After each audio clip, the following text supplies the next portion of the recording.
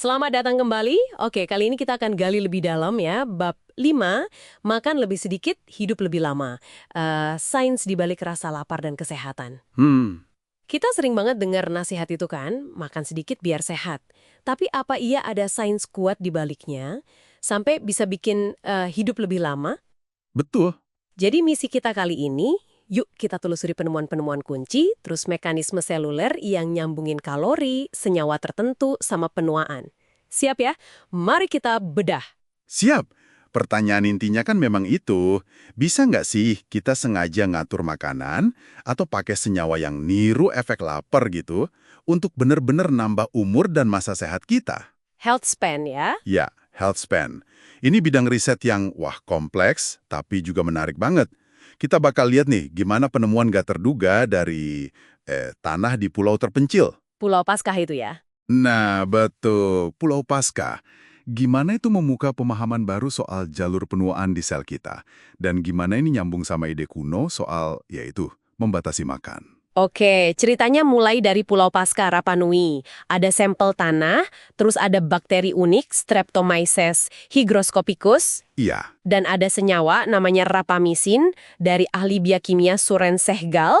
Bagian paling serunya nih, katanya waktu labnya mau ditutup, sampel disuruh musnahin. Wah, Dia malah bawa pulang diam-diam, disimpan di freezer keluarga.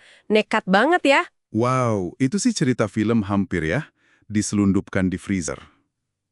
Untung aja dia nekat gitu, ternyata krusial banget tindakannya itu. Jadi apa istimewanya rapamisin ini? Nah, yang menarik di sini itu. Rapamisin ini kerjanya spesifik. Dia mengganggu atau menghambat kompleks protein, namanya mTOR. mTOR, oke. Anggap aja mTOR ini kayak saklar utama di sel. Dia ngatur pertumbuhan sel, metabolisme, dan ternyata ikut ngontrol kecepatan penuaan juga. Saklar utama penuaan? Bisa dibilang gitu, salah satunya. Dan jalur mTOR ini, kuno banget. Ada di hampir semua makhluk hidup. Dari ragi, cacing, sampai kita manusia. Terus buktinya apa kalau ganggu mTOR pakai rapamycin ini bisa bikin panjang umur? Nah, ini dia kuncinya. Ada studi besar tahun 2009. Terus banyak studi setelahnya yang nunjukin kalau rapamycin itu secara konsisten bikin tikus hidup lebih lama. Cukup signifikan loh. Tikus ya? Iya, pada tikus. Kenapa ini heboh? Karena sebelum itu, belum pernah ada molekul lain yang terbukti sekuat ini efeknya pada mamalia dalam uji coba yang ketat. Oh, jadi beda sama Superman-Superman lain yang suka diklaim itu ya? Betul sekali. Beda banget sama resveratrol atau NR misalnya, yang klaim anti penuaannya nggak terbukti sekuat itu waktu diuji di tikus dengan standar yang sama. Rapamycin ini lolos uji itu. Menarik.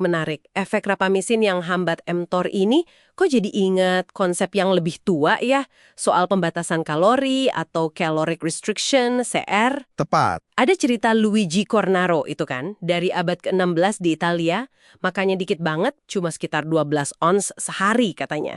Tapi dia bilang jadi sehat banget dan panjang umur. Ya, cerita Cornaro itu legendaris. Dan memang, efek CR bikin panjang umur itu kelihatannya universal banget. Ada di ragi, cacing, lalat, ikan, tikus, bahkan anjing. Luar biasa ya.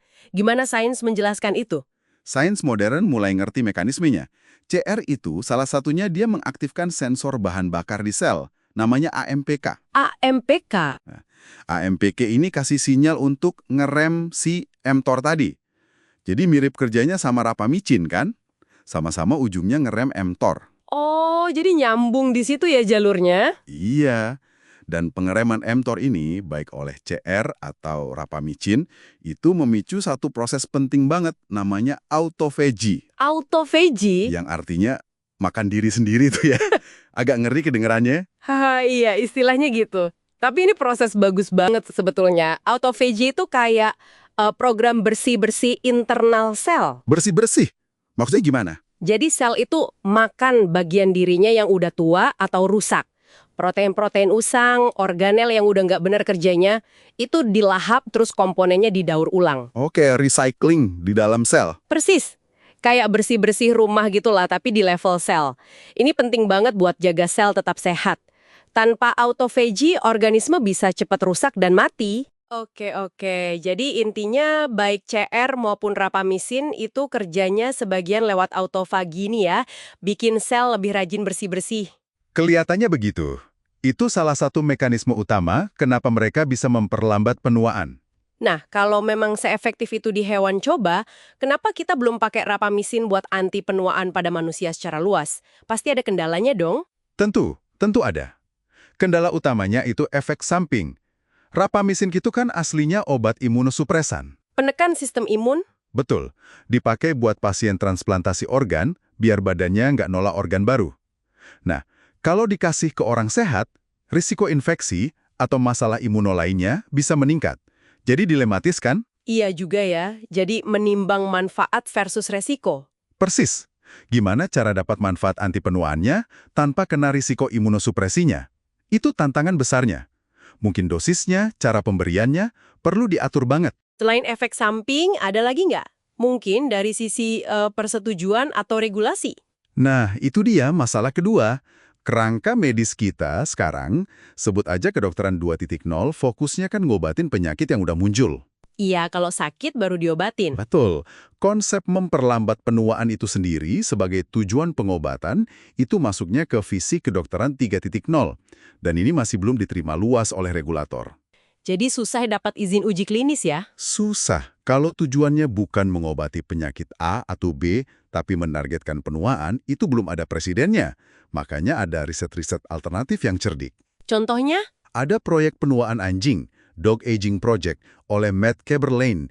Mereka uji rapamycin dosis rendah ke anjing peliharaan. Kan anjing menua mirip kita dan hidup di lingkungan yang sama. Oh, jadi model yang lebih relevan ya? Yeah. Terus ada juga uji coba TAME, itu pakai metformin, obat diabetes, tapi tujuannya sama. Melihat apakah bisa menargetkan proses penuaan secara umum sebagai titik akhir uji klinis. Ini langkah awal lah.